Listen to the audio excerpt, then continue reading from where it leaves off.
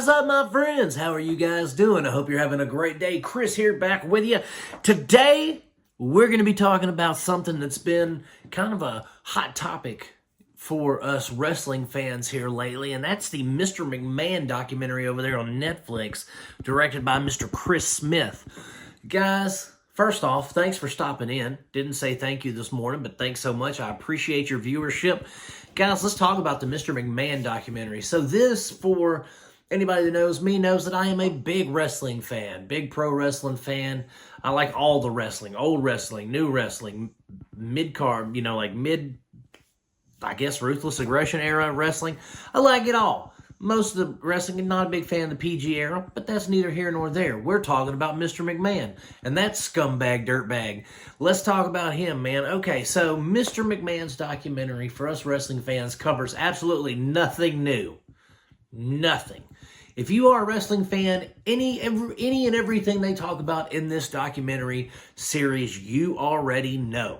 They cover Owen Hart's demise by falling and hitting the ring. They cover the Montreal screw job with Bret Hart. They cover the Rita Chatterton grape allegations. They cover anything that has been a scandal up until the Janelle Grant thing that's been going on here lately. That actually went down at the end, towards the end of the production of this documentary. So, and then, everything was like zip, tight lip, couldn't talk about it. And so now, we get what happened before that. But before all that, there's still plenty of dirt with 40 years of Vince McMahon running the world's largest professional wrestling company, right? I mean, we've got basically his hostile takeover of the old territories, right? The NWA territories, Mid-South, AWA. He went and he poached all the great stars, all the big names, brought them into his centralized federation, and basically killed the territories, he himself. But then he gets mad when WCW starts to do the same thing to him. Okay, whatever, dude. But everything, like I said, that they have covered in this documentary, we all already knew, if you're a wrestling fan. This documentary is basically made for those casual fans, those people who have kind of a hint of an interest in professional wrestling. They might be flipping the channel, and they see a dude doing cartwheels, flipping off of things, and they're like, oh, okay, cool, and they stick around for a minute, but they don't know. They know who Vince McMahon is, but they don't know who Vince McMahon is. They don't know the history behind professional wrestling. They don't know about the 1950s wrestling. They don't know about Vince McMahon Sr. They don't know about Vern Gagne and Eddie Graham and all those guys. They don't know about them. They're just casual watchers. They think that AEW or some indie promotion is the end-all be-all, you know what I'm saying? And so they don't have any inkling. They don't have any sense of heritage. They don't have any sense of history. You know what I'm saying? So when they watch this, they're watching it for the first time and hearing all these things about this man that they only know, they just know in passing. You know what I mean? And it's, to me, I feel like it was a very well-produced episode of Dark Side of the Ring. You know what I mean? Because there was, when you've got Tony Atlas talking about not liking Pat Patterson because he grabs his, you know what I mean? In the locker room, it felt like a Dark Side of the Ring episode. They didn't broach any new ground. They didn't tell us anything insidious or actually anything uplifting that, we didn't already know.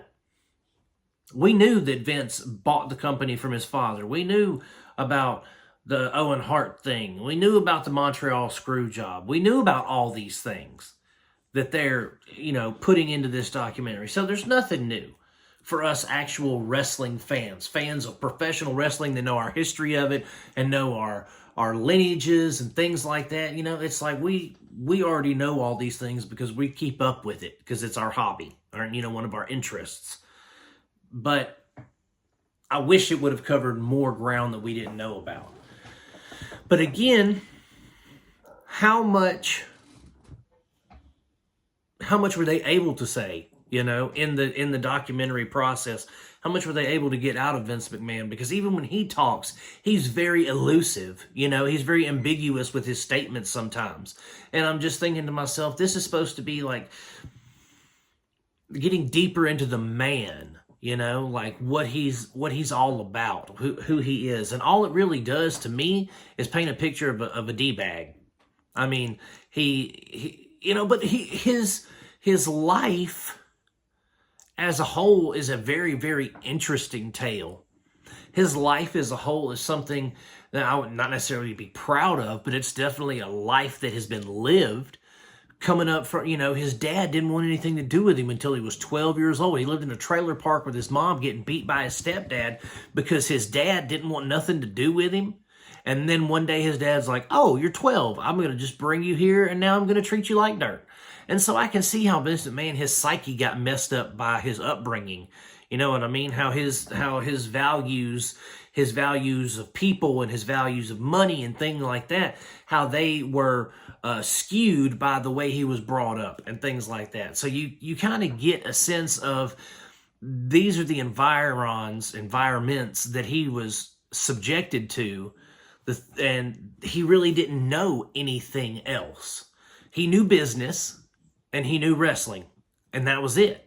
He didn't have a chance to succeed at anything else. And even when he tried to succeed at other things, they weren't successful. XFL, World Bodybuilding Federation or Foundation or whatever it was.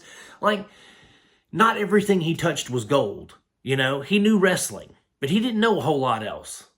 And he was a ruthless scumbag that would piss and moan when competition would do the same exact things to him that he would do to them to put them out of business. So Vince McMahon, in all honesty, is just a piece of crap.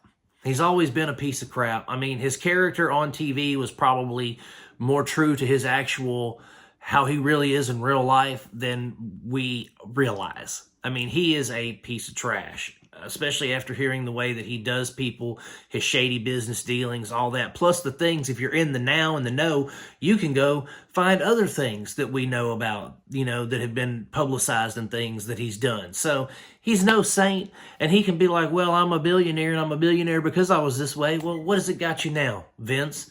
You look like a puffer fish and dastardly. Where's Muttley at, man? With your old pencil-thin mustache and your plastic surgery. Get out of here, old man. Go retire and get on a yacht somewhere with Conor McGregor and Leonardo DiCaprio. So, guys, that's it for the Mr. McMahon documentary. It's all right. If you know wrestling, you know the document. You know it's going to be on the documentary.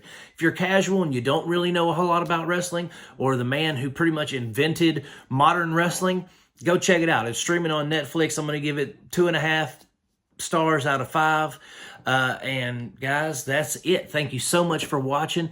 If you like my reviews, please like and subscribe. And guys, I'm going to keep making them as long as you keep watching them. Peace out. God bless you, and I'll see you soon.